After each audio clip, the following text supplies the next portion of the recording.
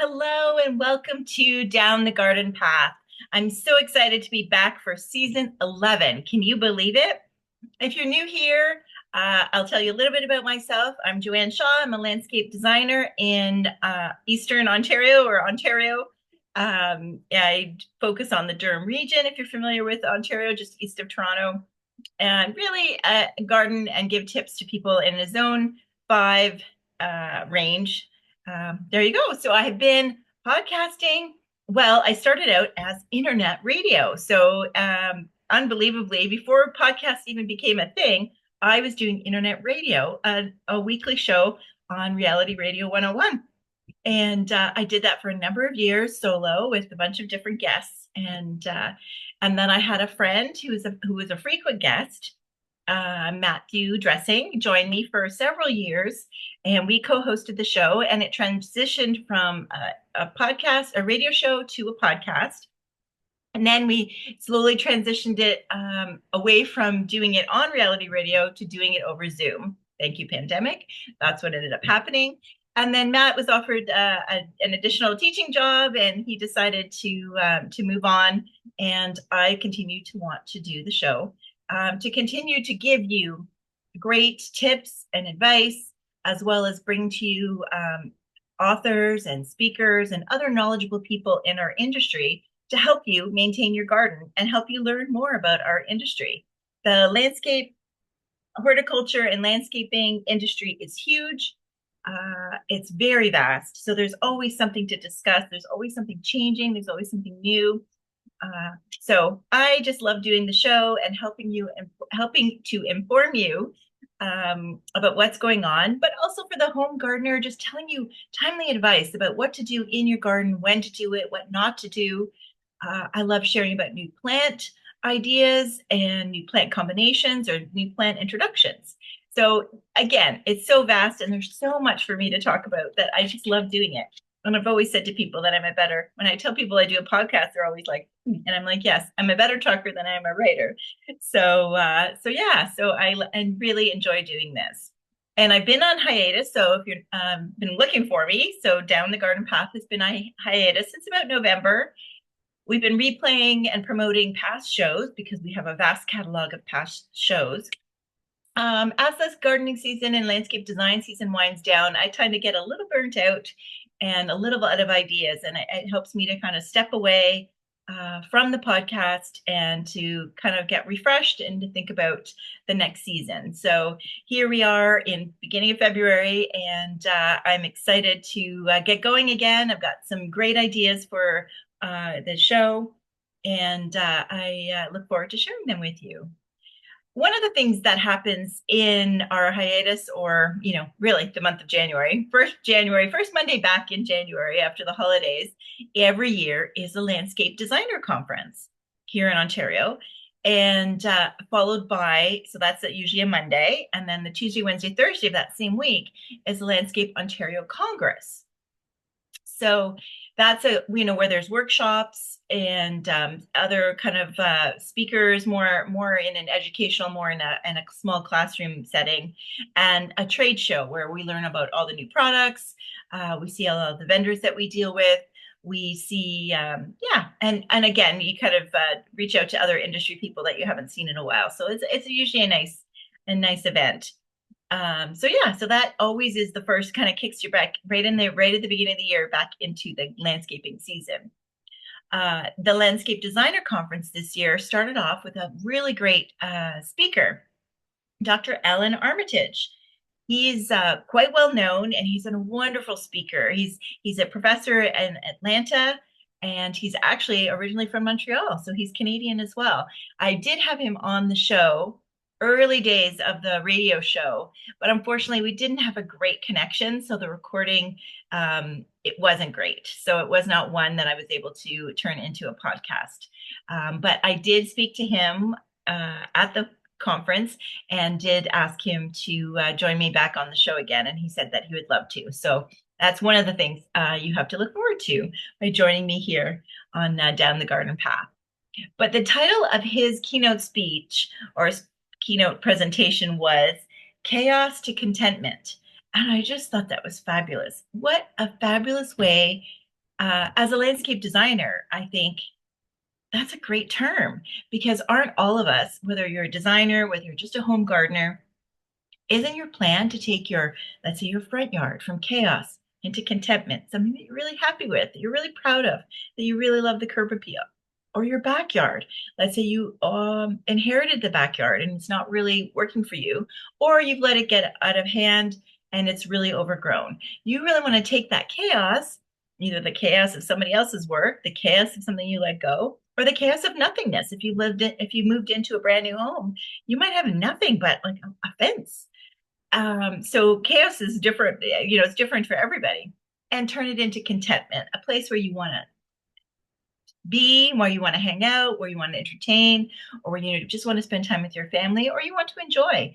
Also, from the inside looking out, so many of us, we don't, here in Ontario, we aren't outside all year, but we're looking outside all year. So I always say it's so important to have things in the backyard, certain features that you can enjoy in the winter too. So, and on the shoulder seasons, of course, the early spring and the late fall. Those are really important to me and something I try to focus on when I'm designing for other people. So I really loved that term, chaos to contentment. Now, most of his talk was about new plants, or lesser known plants that he wanted to introduce to us.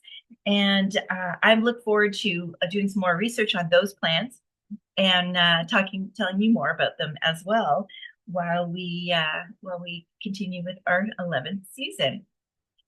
Last up, after the designer conference on the Monday, I did attend the trade show on the Tuesday.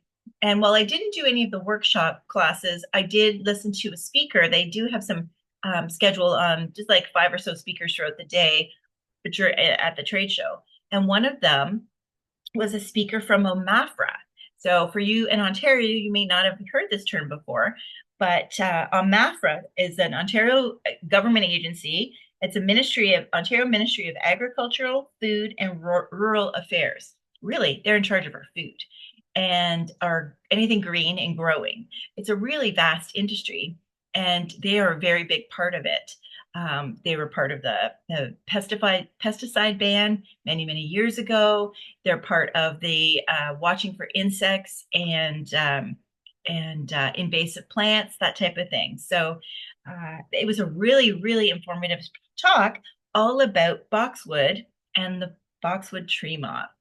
So if you're not aware of last year, if you have boxwood in your garden, you may not have noticed, or you may have noticed, the boxwood start to decline. Either it's turning brown, you notice some webbing, you notice some foliage, some defoliation on your foliage.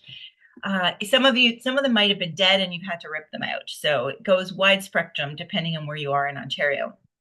The first invasion kind of started in the west end of Toronto in Etobicoke, and they tried hard.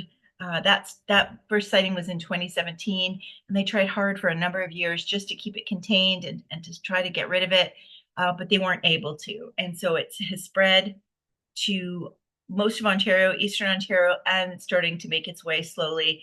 It's in Quebec, and it's making its way slowly to the East Coast. The good news is with the prairies, and they've been able to stop it from going to the west end. So west part of Canada, most importantly, BC, where they also grow a lot of boxwood. Ontario, it's a huge crop here in Ontario. From when it's rooted to when it's sellable, it's like 7 years. So it's a huge investment, and it's a huge landscaping product that almost every home has. So there's a lot of work that goes into it for the growers. So having a foreign insect come into our territory or into our province and decimate something as important as boxwood is really a shame. So she explained a lot about what was happening, how they were trying to look at ways to prevent them and to restrict them. So there's a lot of things in the works, and I look forward to sharing that with you in a future episode too. Matt and I did do a show when it first started coming out. So if you go to my website, down to earth, number 2, earth.ca, and look up podcasts and you do a search for box tree moth, we did do a show to just kind of give you a heads up that this is something to look for. And now it's definitely, last year especially, most of my clients my dad, everybody was decimated with it. So there is a BTK is a bacteria. So it's organic. So it's a bacteria that you can spread on the foliage that when the caterpillar eats it, they die. So it is there is like a small remedy if you have a small amount or one or two key plants and you want to do that spraying. That's something that you can do. But the problem is they are such ferocious eaters that it's gotten to the point where you'd almost have to spray every 2 weeks, and certainly after it rains. In certain windows, because they're only caterpillars for certain times of the year. So there's kind of 2 times of the year. So again, I will definitely do a deep dive on this for you. But if you have questions, please send them my way. I would love to answer them, or at least to direct you where you can get that answer. So I was really happy to get that talk and to really understand what was going on and how the research is moving towards ways to treat this and to kind of handle this situation because of the amount of value those products actually bring to our economy. So that is something for you to look forward to. Thank you for your patience. So most of all, if you've been waiting for me during this hiatus and tired of all the replays we've been issuing, thank you very much for your patience. And I really I've got some great ideas, and I've been really interested and on some new topics to inform you about, for the next few years or a few months of the year. And we've done a lot of shows over the last 10 years, but there's always new topics. So I'm really excited about that. And sometimes it's the same people, but just we're talking about different things. So that will be good too. I'm sure you have some favorite guests that we've had on the show that you would like to hear from. If you have a topic, or if you have something that you want more of a deep dive on, or you're really curious about something, please reach out to me and let me know, because I'd love to know what you're looking for as far as what's happening in your garden, or where you want to learn more in your landscaping, your gardening life. I'm happy to help because I just love talking about these things. As I said before, I'm a better talker than I am a writer. So even though I do have a blog section on my website with lots of equally great articles there that you can check out, but I do enjoy doing the podcast and interviewing people on the show. Let me see what else. Yes, if you do want to go back and look at something, then check out the website. Like I said, downtoearth.ca, #2, and click on podcasts and go back through the catalog. There are a lot of really timely, really great shows that we've done, almost 10 years worth of shows. And if you want to look at something that's like specific to, January, February, like starting seeds, that type of thing, or house plants, we've got a lot of great shows. So please take a look and let me know what you think. And I plan on, like I said, continuing on this season.